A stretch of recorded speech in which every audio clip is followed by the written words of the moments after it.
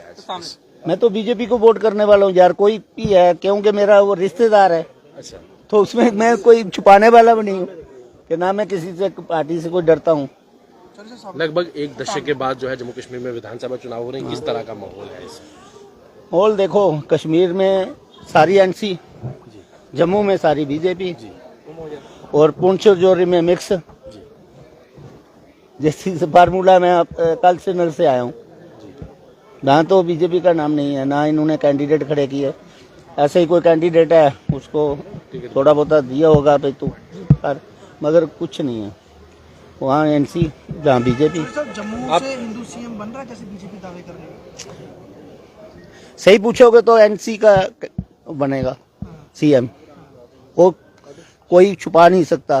शाम को आपको सारी रिपोर्ट आ जाएगी। तो सर, 24 सीटें मेरे को लगता है बीजेपी को मिलेंगी, जो मैं अपनी असेसमेंट लगाता हूँ। ये तो बड़े दावे भी करते थे लोकसभा में 400 पार, अब 50 के पार दावे कर रहे हैं। देखो, टाइम होता है, हर आदमी का टाइम होता है। मेरा नाम है 5 साल 10 साल रहेगा, उसके बाद दूसरा आएगा, उसका भी।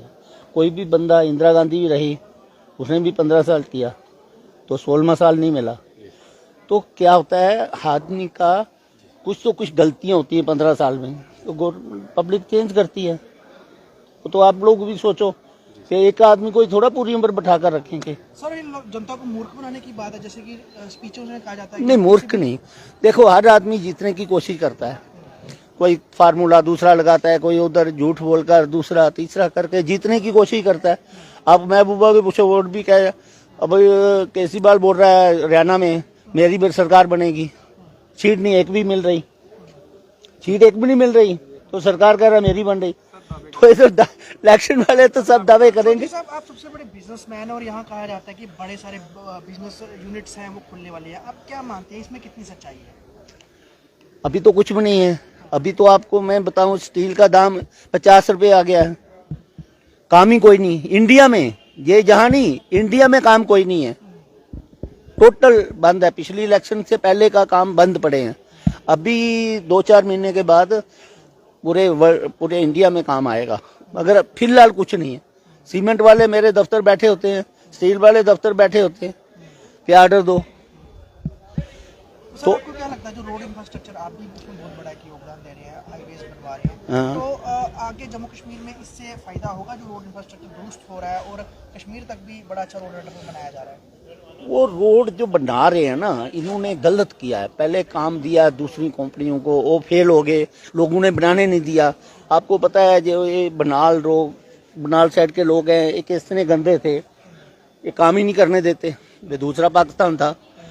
तो फिर जब ये फेल हो गई कंपनियां, उन्होंने चुनकर कोई अच्छा बीजेपी का मिनिस्टर था, उसने पता किया भाई JNK में कौन काम कर सकता है। उनको बताया उन्होंने कि मैं टोल कलेक्शन का भी काम करता हूँ। उन्होंने एक नागर सिंह है जो थोड़ा बहुत वहाँ कर सकता है, तो मुझे बुलाया, मुझे कहा काम करना।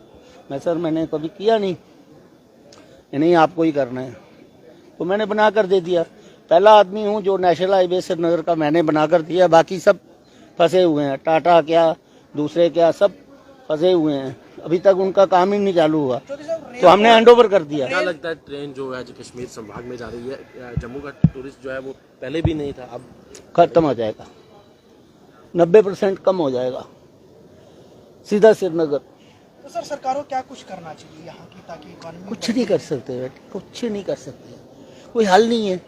देखो, ये तो जो हमारे प्रधानमंत्री है उनकी सोच है कि कश्मीर में ट्रेन जाए, अच्छी बात है, मगर जम्मू का बिजनेस खत्म होगा। जम्मू का सिस्टम जो है वो चलने वाला नहीं है। वो पठानकोट वाला साहब हो गया, हम लोग खज्जल हो गए। तो हमें आगे पीछे बढ़ना चाहिए, जो आगे पीछे बढ़ सकता है उसको बढ़ना चाहिए। मतलब युवाओं को फिर हायर डिग्री लेके बाहर ही जाना, बाहर जाना चाहिए। जम्मू में कुछ नहीं, जम्मू में कुछ। तो चलिए